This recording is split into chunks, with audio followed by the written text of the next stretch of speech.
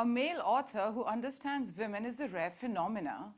But then there is Kevin Kwan, who makes up for all the writers who haven't truly ever understood us. Kevin, as we all know, needs no introduction. He's sort of become a household name now after his breakout novel Crazy Rich Asians, which has been translated into 20 languages and gone on to become a blockbuster film. Kevin's written 2 more books after that to complete the trilogy. And today we are really, really fortunate to have him with us on Facebook Live to do this conversation with fans of this book club and for anybody else who's really interested in hearing this very talented man and the way his mind ticks and what is the secret for his success. Kevin, thank you so much for joining us today. It's wonderful to have you. It's great to be here. Thanks for inviting me. Oh, you know, it was really purely by chance the other day when they said that we tried to get in touch with Kevin, and I said, wait a minute, I know Kevin, sort of. And you were so quick with your response on Twitter. That was fantastic because I remember we started getting in touch on social media, but then, you know, I completely lost touch. So thank you so much. You're welcome. And you know, it was pure luck because I'm a techno-Luddite and I'm so bad on social media and I never ever go on Twitter. So the fact that I saw it that one day was actually quite rare, quite unexpected. So it was meant to be that for sure. So well, yeah. Congratulations about Time list of 100 influencers, most influential people. How does that feel, Kevin, to be on the same list as Nicole Kidman, Jennifer Lopez, Rihanna? I mean, do you wake up and say, oh my God, I'm Kevin Kwan? No, it's actually quite surreal. I keep thinking it's a mistake. They've made a terrible, terrible mistake. Is that right? Because so many of my heroes, like Oprah Winfrey, are on that list. Right. So it's mind-blowing. It's still quite unbelievable. So let's start at the beginning.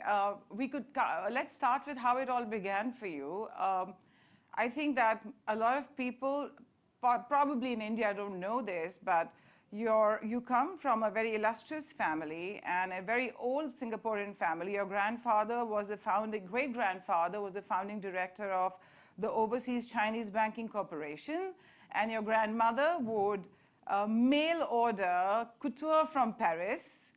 And with that sort of a background and a traditionally Chinese family to this, talk about the journey to us, please. Well, it's interesting because I left Singapore when I was 11 years old.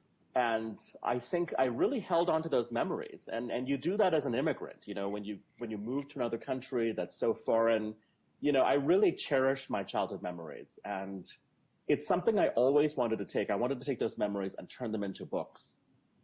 And so, I was inspired by my past and also inspired by my father, back in 2009, he was, enduring his own battle with cancer. And I took some time off work and spent a lot of time with him. I was driving him to his treatments every day.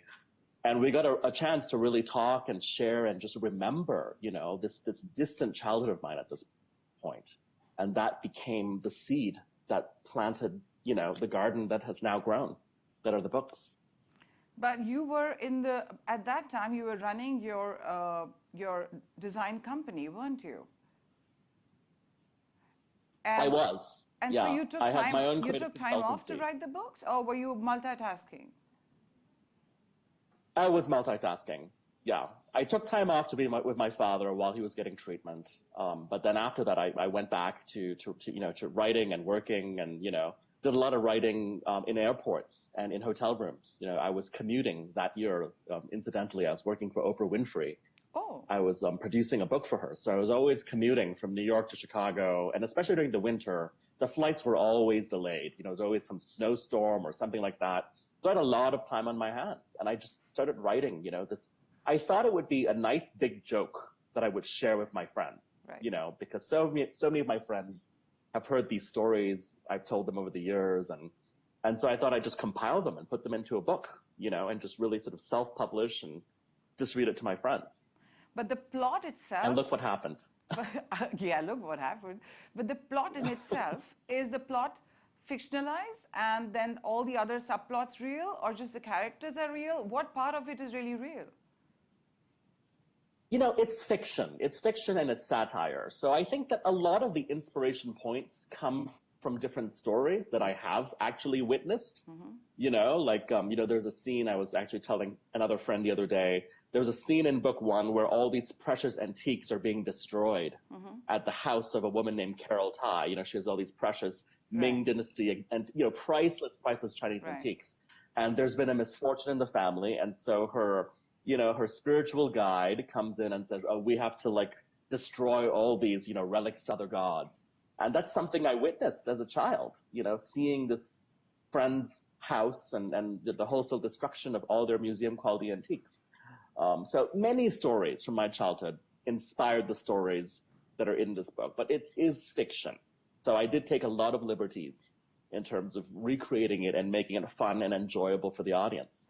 But do you have any family who can sort of identify themselves, or at least the episodes that sort of included them in real life? No one from my family is really in the book. Okay. No one from my family is actually one character or something like that. So, that's why they still speak to me, I think. Because none of them have been caricaturized. You've but done I think it very every cleverly, character. Yeah, but every character I think has a bit of lots of different people in it, So of course Eleanor is inspired by so many different women that I knew and grew up with, from aunties to my mother to friends to things, all these different people and experiences have created different characters.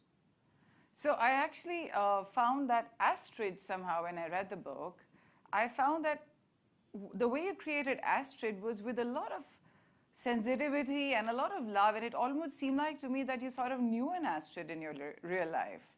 I think she's really an exquisite character.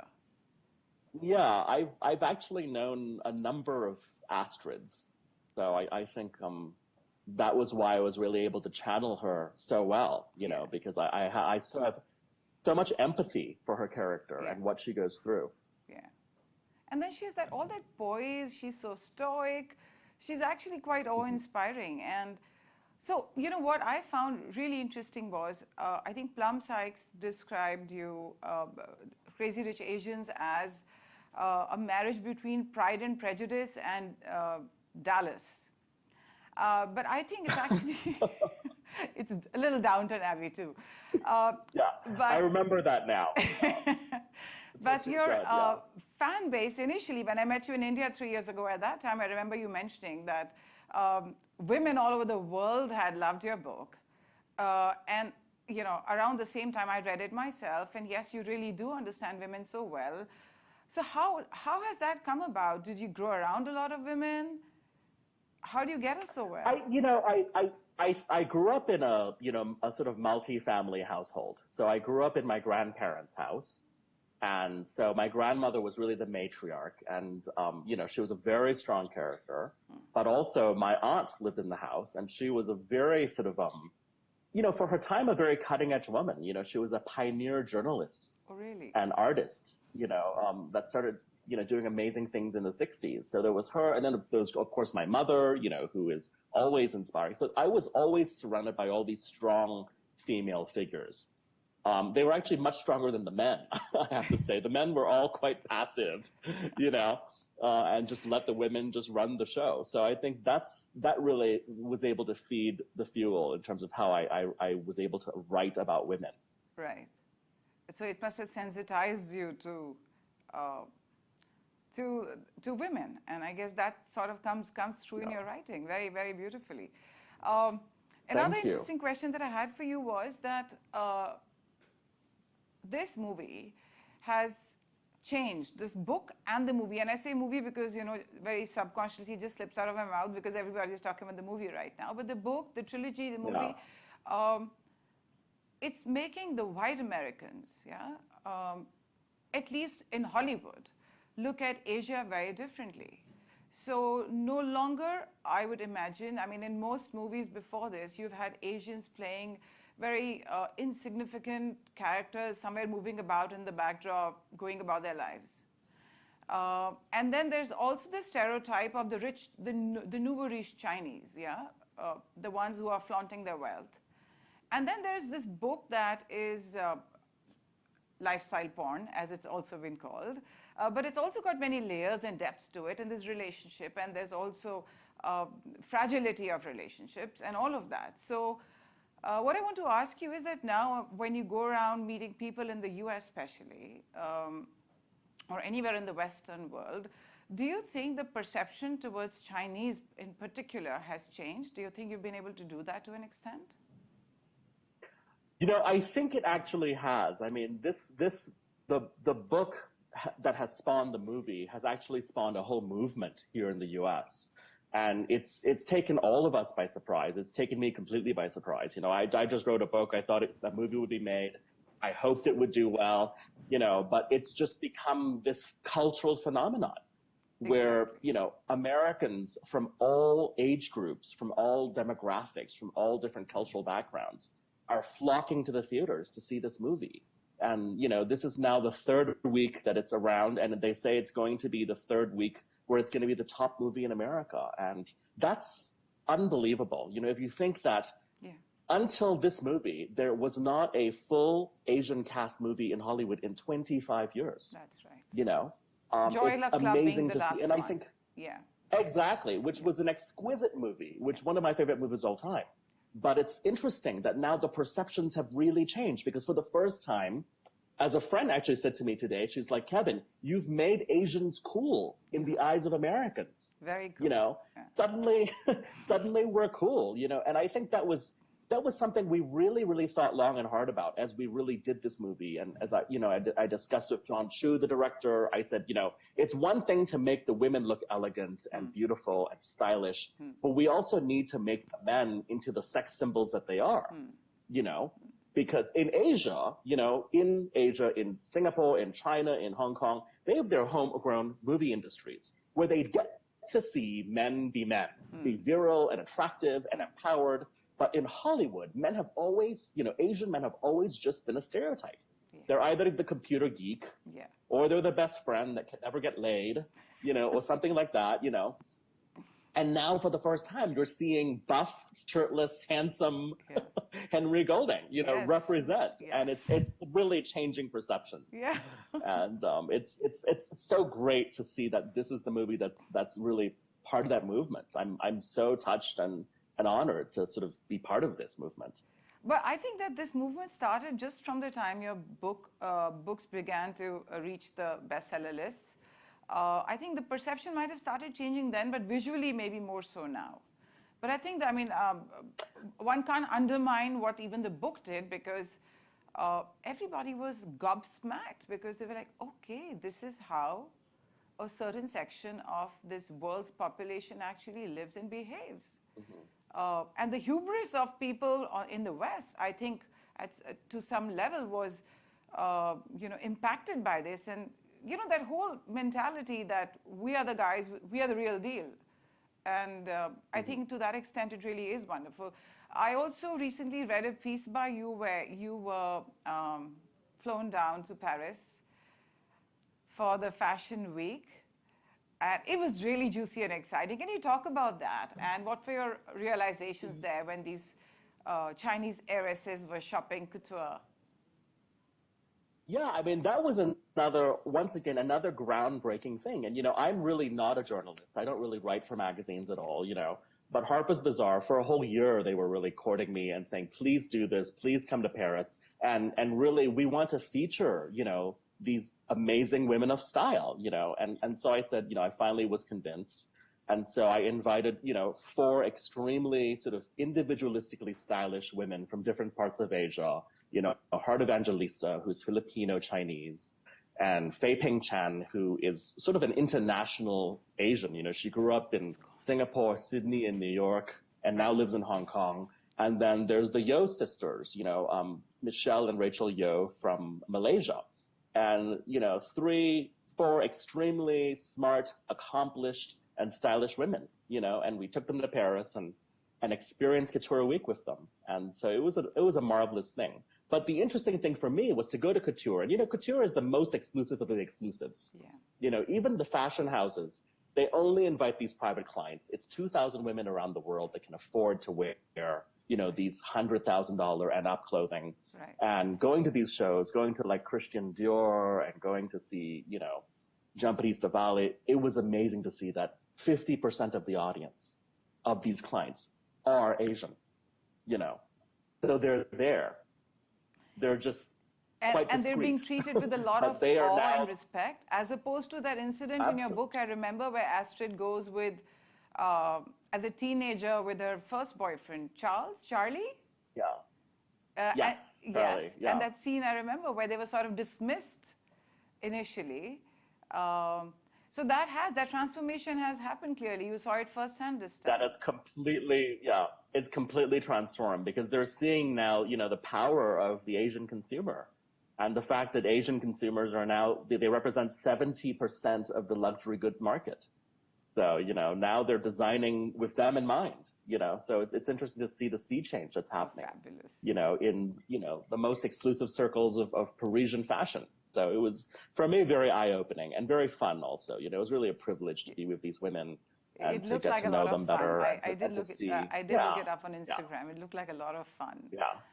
So I got this sense from your writing that there were some parallels between the rich Chinese and Indians. We have lucky sperm clubs here as well, boasting rights to private memberships, Yeah. cluster of fancy cars, understaffed yachts, private Yeah. jets, and yet there's an acute sense of deprivation that coexists with pride and pomposity. Do you think this sort of psychology is unique only to Asians? The psychology of this disparity, or what exactly do The you mean? psychology of completely, absolutely trying to keep up with the Jonases and constantly feeling deprived because there's really never a limit to how wealthy you can be. Yeah, so I don't think that's specifically Asian at all. I think it's just, you're just seeing, you know, the locus of wealth change from area to area. But I find that the same thing has been happening for centuries. You know, it began, you know, in Italy during the Renaissance with Machiavelli. He talked about it in The Prince. You see it in Victorian novels. You see it, you know, Pride and Prejudice, for example, Jane Austen. It's all about snobbery in a way, you know? And then you come into the 19th century in America when the Americans first started getting rich. It was Edith Wharton writing about them in books like The Age of Innocence or, you know, The Custom of the Country. Wharton, So it's exactly. So I think this is, you know, as long as, you know, there has been memory, and, you know, I think starting with the first caveman, the one who had the biggest stick, you know, people were jealous of the bigger stick or the, you know, better part of the cave to sleep in, you know, things like that. So I just think it is human nature in a way, you know, to sort of be competitive. It's survival of the fittest, right, in a way. So for this echelon, it's surviving at the highest level. Who can survive the most comfortably and the most, you know, fabulously.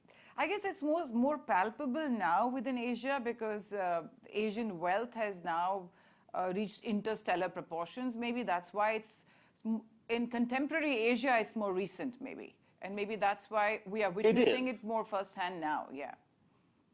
And, you know, the fortunes that are being made are so much larger than they ever have been. And they're being made in so much quicker a time, you know, in my in my time in Singapore, you know, it took 3-4 generations to become wealthy, you know, and now it's being done overnight in 2 years, in 1 year. You see these overnight fortunes being made in China. So of course there's a lot of snobbery between the old money and the new money. And I think that's, for me, the fun of my novels, the comedy of manners and, you know, all the different inherent levels of snobbery. I just think it's a lot of fun. Tell me, what is your own personal most crazy rich Asian experience in recent memory, which may not be in the book? Oh gosh, yeah.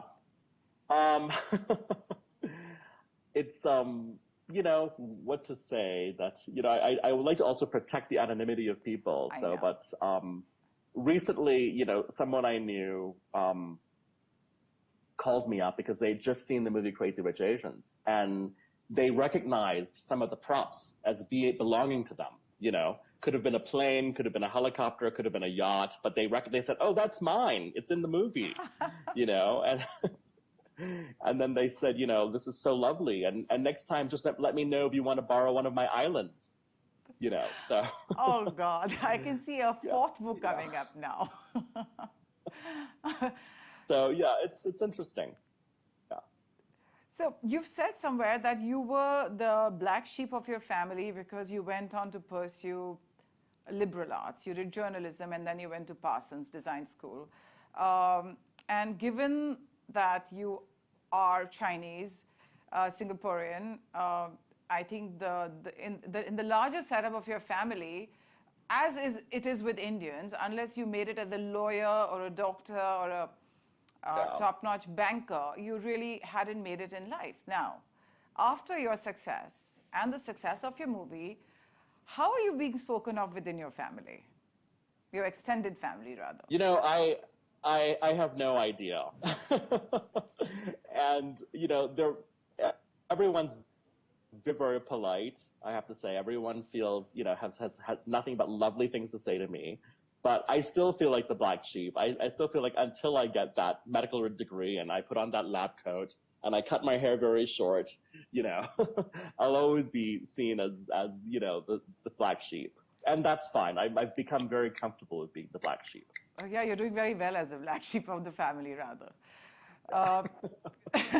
So just stay the black sheep. But I remember you mentioning that, no, I think I read that in an interview, that you said that when your book went on to become a huge bestseller, your family wouldn't really talk about it or acknowledge it very much. Is that right? Yeah, they're very private, discreet people. Even within the family, you get very little reaction about anything, So that's just how it's always been. So, I've long ago stopped ever expecting to hear anything from the extended family. Of course there are exceptions. I have some lovely, lovely cousins and aunts and uncles that have said lovely things, that write to me, that have seen the movie and they're so happy and excited. I have a cousin that's seen the movie 4 times now, I think. Oh, really? So I do have, there are people who are tremendously supportive, and then there are people who say nothing. And, I interpret silence as disapproval. Oh, you do. So, that is Chinese parenting, actually. All Asian parents, when they're disapproving, either they take to the cane or they give you the silent treatment. So that's, that's very deep-rooted. So, yeah. But, we move on. We move on and we just, we do what we can. Yeah. So when you came to India 3 years ago, I don't know if you've been here ever since. What did you think about India? I mean, beyond what people... You saw it very briefly, I had such an amazing time. No, I was in Mumbai for, I think, 4 days, I think, during the festival. But then after that, I went to Rajasthan. Okay. And I was in Rajasthan for like 10 days. So I was all around, in Jaipur, Jodhpur, Udaipur, and then I came back to Mumbai for a couple more days. So it was a lovely trip, and I can't wait to come back. Did we look very poor I've to always... you? I'm sorry? Did we look very poor to you? A squalid country? Oh, not at all. Oh my goodness, not at all. Not at all. I mean, when you look at the amazing architecture and culture, and I have nothing but admiration for it. I only say that in jest after all the Berlutis and the Ferraris of your book and the private jets. Yeah. So I think India also hides its wealth really well. Yeah. Yeah, but for me personally, that's not what I'm interested in. I write about these people, I satirize these people, but I personally could care less about cars or expensive suits and things like that, Course, yes. So rather ironic since, for the premiere of the movie, the studio decided they would dress me up, and, they paired me with an amazing designer that designed this amazing jacket for me, and then we all arrived. The blue jacket, the LA right? premiere, all the stars. It was like a sequined jacket that was made by Etro. Yeah. And it was amazing, and then they put us all in different sports cars. So I arrived in a Ferrari, and then the different actors, they all arrived in Lamborghinis or Rolls Royces, and it's just funny because there's pictures of me standing by the car, but I actually have I have no interest in sports cars. I like old vintage SUVs. That's my thing. If I had a car, it would be an old Toyota Land Cruiser. That's more my style, So tell me, how does it feel to be recognized and famous? You know, it's a very strange phenomenon, I have to say. I mean, I think in New York, I can still be quite anonymous, but it's strange, like how random it is. You know, like I was in Seoul last week. I was in Seoul speaking at a big YouTube conference for the 100 top YouTube creatives, and actually some of them were from India. You know, it was lovely to sort of be in this crowd. But a friend of mine took me out one night, and we went to a small little tea house in a very ancient part of town. And it was just the two of us in this tea house, just catching up. He's an old college friend. And after about an hour, this teenage girl gets up from the next table and says, "Oh, I'm a huge fan. Can I have a photograph?" You know? And I was in shock. I was like, oh my God, like in Korea, where my books aren't even sold, someone recognized me. So it was, it takes a bit of getting used to, I have to say. Wait till you go to Singapore then. Yeah. They have your posters all over the place. Singapore is like, there's omnipresence of Kevin Kwan and Crazy Rich Asians right now. So I think you should go there soon and enjoy that firsthand. And so now my last question, what next?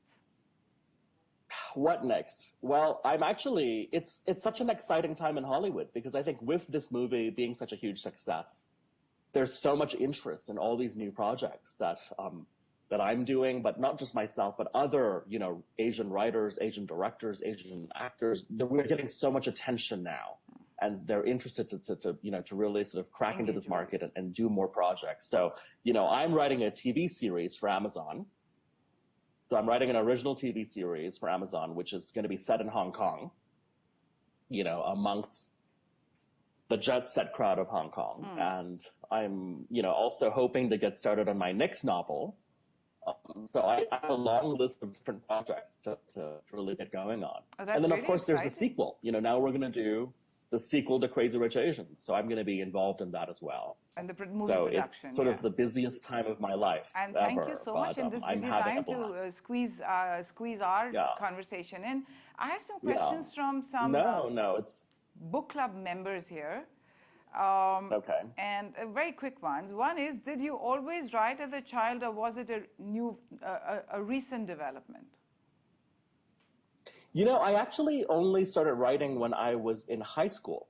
So it wasn't until my senior year of high school that I discovered that I had a talent for creative writing. Because I think up till then, you know, in English, you're just studying grammar and you're studying a lot of, you know, very historical texts. And, you know, we didn't get a chance to really write and create for ourselves until that last year of English in high school.